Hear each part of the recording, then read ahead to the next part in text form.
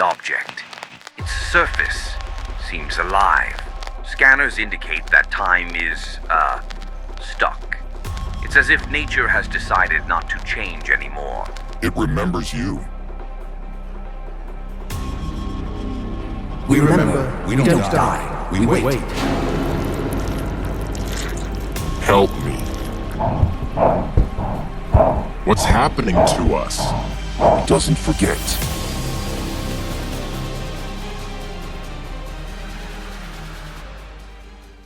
The shuttle cut through the sky, its hull trembling as it breached the lower atmosphere of Ophion 6. Outside the reinforced windows, the surface of the planet stretched endlessly, pale and muted, as though the land had been drained of life eons ago. The Harbinger 9's descent engines fired in rhythmic bursts, keeping their approach steady. Inside, the 6-person crew of the Deep Space Research Team moved with quiet efficiency, though a tension hung between them, thick and unspoken. Commander Halverson kept his focus on the display, monitoring altitude and wind patterns, while Dr. Renner, the team's biologist, scrolled through the bioscanners. "It's anomalous," Renner muttered, frowning at the data. "Oxygen levels are within habitable range, but..." He stopped, tilting his head, as if the numbers on the screen were distorting before his eyes. "But what?" Halverson asked, his voice tight. Renner hesitated. "The air composition is fluctuating, almost like it's adjusting. No signs of toxins, though." Renner exhaled slowly. "Not that we can detect." Lieutenant Vance, their field scout, chuckled without humor. "That's reassuring." The shuttle's tremors lessened as the landing sequence engaged. The crew's helmets clicked into place as they performed their final checks.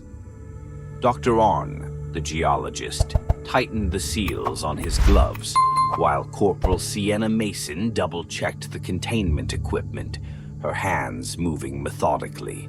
The moment the landing struts hit the ground, a deep silence fell over the cockpit. The engines powered down, leaving only the sound of their own breathing. Even through the thick walls of the ship, the absence of noise outside was unsettling. No wind, no shifting earth, no rustling of trees, just nothing. Halverson exhaled, then keyed the outer hatch. "All right, we go slow." The ramp extended, pressing into the thick, ashen soil. The air outside was dense, almost humid, but carried a scent that was difficult to describe. It was like rotting citrus and burning minerals, a contradiction of organic and inorganic decay. Vance took the first step onto the ground, his boots sinking slightly. He crouched, scooping up a handful of the soil, rubbing it between his fingers. "Feels fibrous," he muttered, "like it's made of something that used to be alive." Renner took a sample, running his scanner over it. His frown deepened. "It doesn't register as standard carbon-based matter. It's something else." The others fanned out cautiously, their helmet lights cutting through the thickening dusk. The mountains loomed in the distance, jagged and unnatural in their stillness.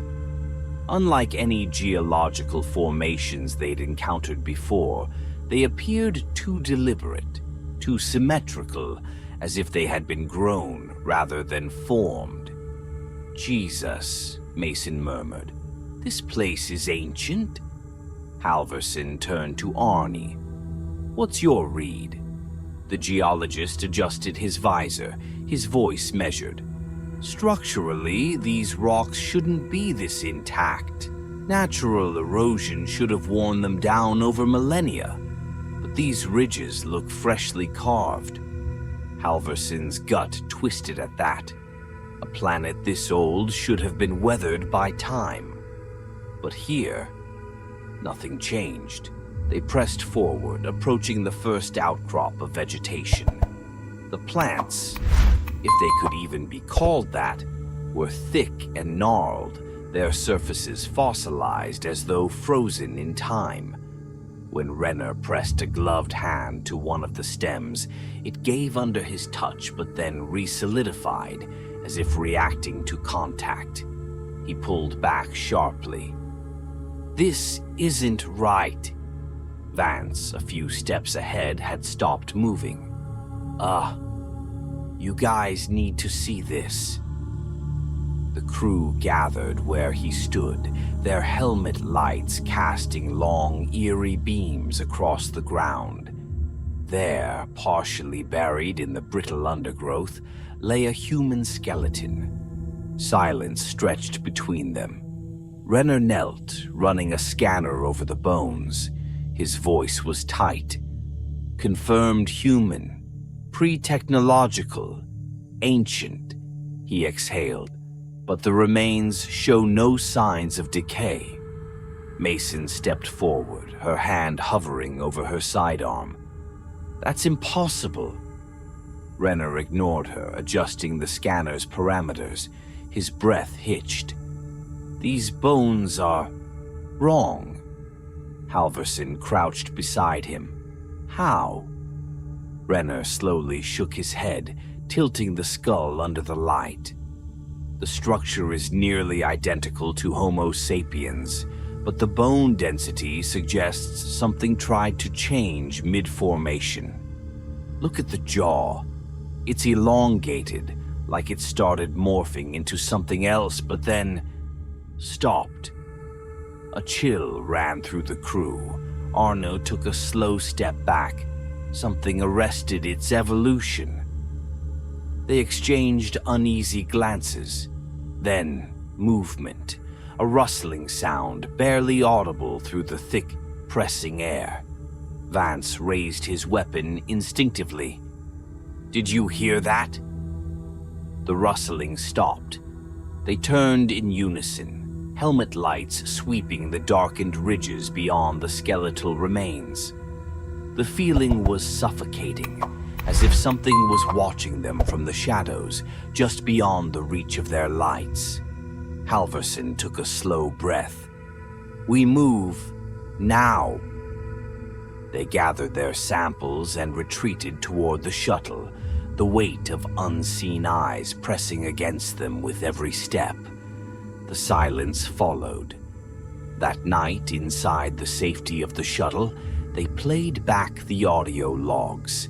A single distorted noise surfaced from the recordings, a low, breathy sound, almost like a voice, layered with something deeper, something ancient. Then, at exactly 2:46 planetary time, Vance's voice was recorded, but it wasn't him speaking. "Help me." The crew exchanged horrified looks. Vance was asleep when the message was recorded. The morning came slow and heavy, thick with an unnatural stillness that wrapped around the camp like a predator waiting to strike. The sun, a dull, swollen orb in the alien sky, seemed unable to cut through the haze that clung to the mountains, casting long, indistinct shadows that seemed to move when unobserved. Vance was missing. His cot lay empty inside the shuttle, his gear undisturbed. The crew spread out in tight formation, scanning the perimeter with their lights. There were no footprints leading away from camp, no signs of a struggle. It was as if he had simply ceased to exist. Then Mason found his helmet. It sat in the dust near the edge of the rock face, its visor shattered outward, not inward, as if something had forced its way out. A few feet away lay the rest of his suit, still sealed, still intact, but empty. "Christ," Renner whispered. "Where the hell is his body?" Arna ran a scanner over the material, his brow furrowing. No signs of tearing. It's like...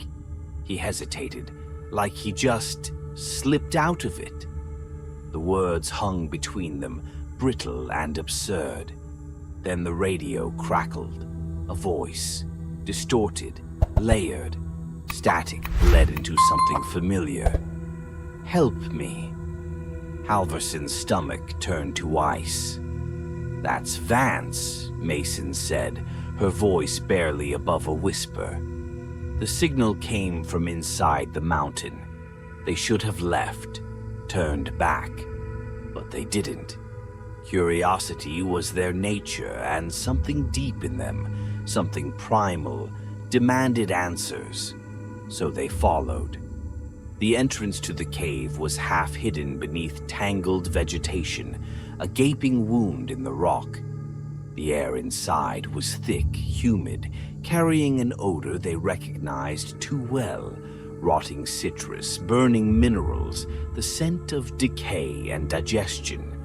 The walls pulsed. Renner ran his gloved hand over the surface, recoiling as his fingertips sank into the stone like wet meat. He yanked his arm back, his breath hitching. "The rock," he swallowed. "It's organic." Halverson forced himself to stay steady. "Keep moving. We get Vance and we get out." The deeper they went, the worse it became. The tunnels shifted, their structure subtly wrong, changing when they looked away. The light from their helmets seemed to bend, swallowed by the pulsating dark. Then they saw the first body. It was human, or it had been. Embedded halfway into the cave wall, its skin stretched thin over the rock, veins spreading like roots, pulsing in rhythm with the mountain. The eyes were still wet. Arna choked back bile. "Oh, God!" Renner stepped forward, scanning the body, his hands shaking. "This isn't decomposition." His voice was barely controlled. "It's still alive." The mouth moved, a breath, a whisper. "Help me." The words slithered down their spines like ice.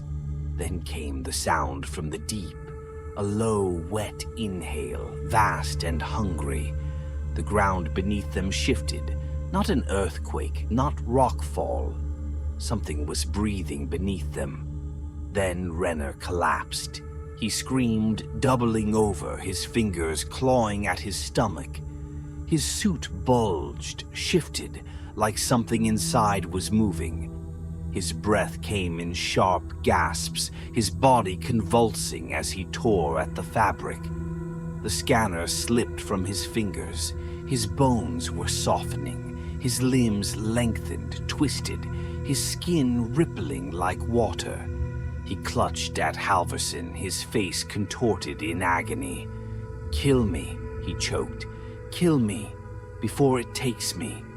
Something inside him pushed against his rib cage. A bulge, a shifting mass of writhing tissue. Halverson raised his rifle, hesitated. Then the cave screamed. A voice, not human, not singular. The mountain shrieked and the walls lurched, swallowing Renner whole. In one blink, he was there. In the next, he was part of it. The crew ran, their footsteps pounded against the shifting ground, breath ragged as the tunnel twisted around them. The walls pulsed, closing in, reaching. They exploded into daylight, collapsing onto the dirt outside, gasping. The cave mouth sealed behind them as if it had never existed. Silence. Then, the radio crackled. Renner's voice. "Help me." But Renner was gone. The ship was wrong. Mason knew it the moment they stumbled back into camp, breathless and shaken. The airlock hatch was still sealed, the ground around it undisturbed. But something had changed. The moment she stepped inside, her skin crawled. The walls felt softer under her gloves. The dim emergency lights flickered off rhythm, as if struggling to remember how they were supposed to function. Then she saw it. The control panel was bleeding. A thin, clear fluid oozed from the edges of the interface, pooling in the grooves like an open wound refusing to clot. The monitors flickered between static and distorted readouts, the familiar layout of the ship's systems warping, as if the machine itself was trying to shift into something else. Mason backed away, her stomach twisting. "Halverson!"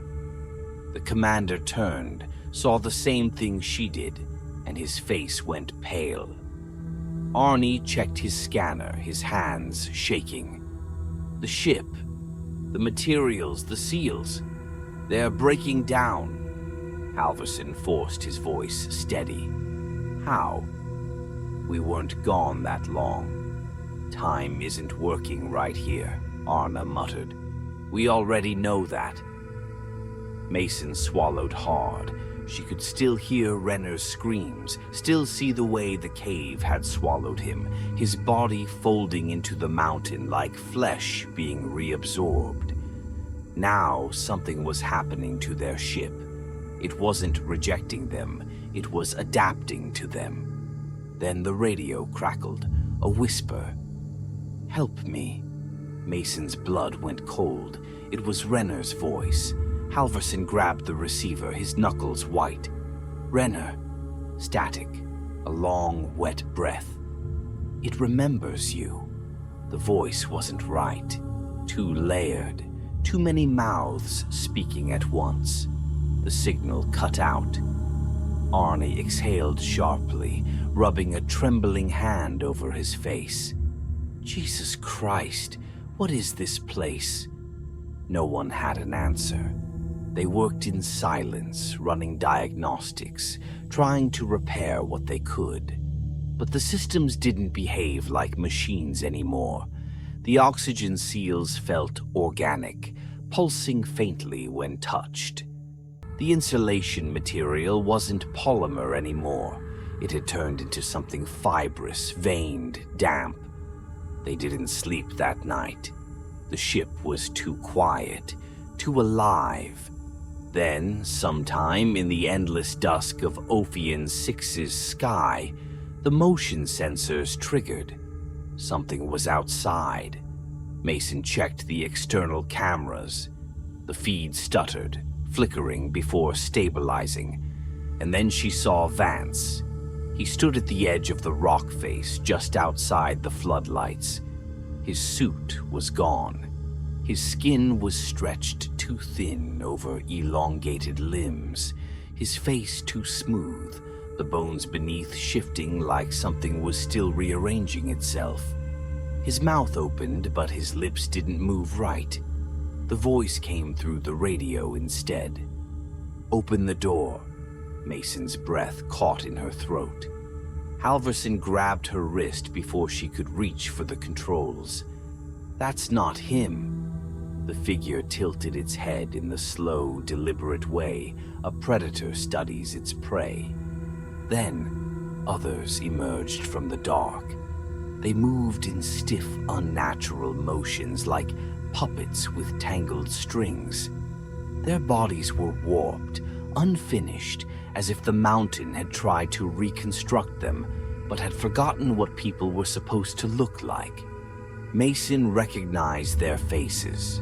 They were the skeletal remains they had found on the first day. The creatures stood there, motionless, watching. Then, in unison, they whispered through the radio, "It remembers you." Mason ripped the comms cable out of the receiver.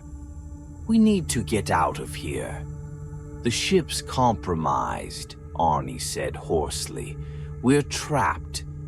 Halverson's jaw clenched. "There's one way out." He turned toward the mountains, his expression grim. "We go back inside." Mason felt her stomach drop. You can't be serious. It took Renner, Halverson said. It's trying to be him. That means he, or whatever's left of him, is inside that thing. Maybe we can find it. Maybe we can stop it. Arne exhaled shakily. Or maybe it wants us to come back. No one argued, because they already knew. The mountain was waiting for them. Halverson led the way, rifle clutched tight, his breath shallow inside his helmet. Mason followed, her hands trembling against the straps of her pack. Arne lagged behind, silent, staring at the rock beneath his feet, as if expecting it to shift, to swallow him whole. The entrance to the cave had reopened. The dark beyond it was thicker now, not an absence of light, but something else entirely, something waiting to be seen. They stepped inside. The moment they crossed the threshold, the walls pulsed, welcoming them. The scent of rotting citrus and burnt minerals thickened, soaking into their suits, into their lungs. The mountain breathed, slow and deep, and far ahead in the impossible darkness, something sighed in recognition. They moved forward. The tunnel twisted, shifting subtly when unobserved. The walls flexed. The air hummed. Mason didn't dare look too closely, afraid she might see faces pressing up from beneath the stone, or worse, her own. Then they reached the chamber. It was vast, too vast for the space it occupied, its ceiling lost in a writhing, darkened haze. The walls were not rock, but something living, their surfaces slick and veined, embedded with shapes that should not be. Bones, hundreds, thousands of human forms, half-formed and unfinished, their flesh stretched thin like wax figures left in the sun. Some had faces, some didn't. Some had too many. And at the center of it all, a mass of tissue pulsed like a beating heart, its surface shifting, changing. Renner's voice came from inside it. "Help me," Mason screamed. The voice was wrong, layered and wet, not pleading but remembering. Halverson stepped forward, his rifle raised. "Renner!" The mass quivered, and something peeled itself away from it. At first, it was just a shape, forming from the tissue like a body half remembered. Then it took Renner's form, piece by piece, as if struggling to recall what a human was supposed to be. It had his face, but not his eyes. They were black, deep, filled with moving shapes. Mouths opened and closed beneath its skin, shifting. It breathed, and the cave breathed with it. "It remembers you," the thing said. Mason backed away. "This isn't him. We have to go." The Renner thing tilted its head, and suddenly they weren't alone. Figures peeled from the walls, from the floor, from the living stone itself. They were the lost. The ones who had been here before, the ones the mountain had preserved, trapped in an existence where evolution had stopped, where time had no meaning, where bodies were rewritten and abandoned over and over again. They spoke in unison, their voices a low, rattling chorus of the forgotten. It does not forget. It does not let go. It keeps us. It keeps us. It keeps us. The chamber shook, the breathing quickening, as if the entire structure was waking up. Halverson turned, grabbing Mason's arm. "Run!" They sprinted toward the exit, the floor shifting beneath them, softening, trying to pull them in. Arne screamed as something clamped around his ankle, pulling him backward into the wall. Mason turned, reaching for him. Too late. His face melted into the stone, his mouth still open in a silent, frozen plea. The exit was closing. Halverson shoved Mason forward, his breath ragged. They lunged through the narrowing gap, the cave screaming behind them. And then they were outside. The cave entrance was gone, as if it had never been there. The ship waited ahead, unchanged now, the bleeding panels sealed, the screens clear. The sky had brightened, the air still. No signs of what had happened, no signs that Anna had ever existed. Halverson collapsed to his knees. Mason stood beside him, staring at the rock face, her breath shaking. Nothing moved, nothing followed. It was over. Except the radio crackled, a whisper. "It remembers you." Mason turned slowly. Halverson was staring at his hands. His gloves had begun to soften, the material melting into his skin, veins pushing up beneath the surface. His voice was not his anymore. "Help me," Mason screamed, and then the mountain opened its mouth and took her too.